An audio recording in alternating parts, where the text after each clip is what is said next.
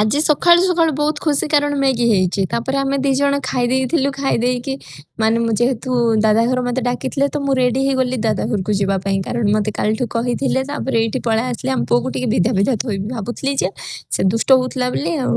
ତାପରେ ଖାଇଦେଇକି ପଳେଇ ଆସିଥିଲୁ କାରଣ ମତେ ଆଜି ସମସ୍ତେ ନେଇ ଯାଉଥିଲେ କୋଟଗଡ଼ ପାର୍କ ଯୋଉଟା ମୁଁ ଦେଖିନଥିଲି। ତ ଏଇଠି ଆମ ନଣନ୍ଦ ରାଣୀ ରେଡି ହେଇଗଲେ।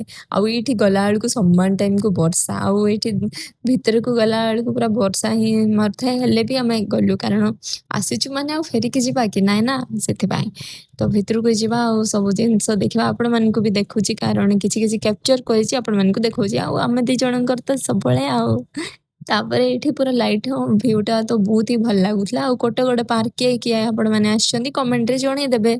ଆଉ ଆପଣମାନଙ୍କୁ କେମିତି ଲାଗେ ସେଇଟା ବି ଜଣେଇବେ। ଆଉ ମୁଁ ଏଇଠି ଆସିକି ତ ଆମ ମଜାମସ୍ତି ଟିକେ ଠିକ ଠାକ ଚାଲିଥିଲା। ଆଉ ଏଇଠି ବର୍ଷା ପାଇଁ ଏତେ ବି ମାନେ ଭଲ ଲାଗୁନଥିଲା ଓଦା ଓଦା ଲାଗୁଥିଲା। ତାପରେ ଏଇଠି ଆମେ 2 ଜଣ ନଣନ୍ଦ ଭାଉଜ କିନ୍ତୁ ଆମକୁ ଯିଏ ଦେଖିଲେ ବି ସାଙ୍ଗ ଭଳିଆ ଭାବିବେ କାରଣ ଆମ 2 ଜଣଙ୍କ ବଣ୍ଡିଙ୍ଗ ସେମିତି ହେଇଯାଇଛି।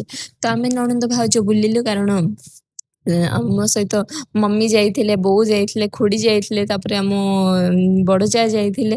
ତ ସମସ୍ତେ ଯେହେତୁ ଆମେ ମିଶିକି ସବୁ ଯାଇଥିଲୁ ବହୁତ ଏନ୍ଜୟ କଲୁ। ଆଉ ମୋ ଦିଅରଙ୍କୁ ଦେଖନ୍ତୁ ଟିକେ।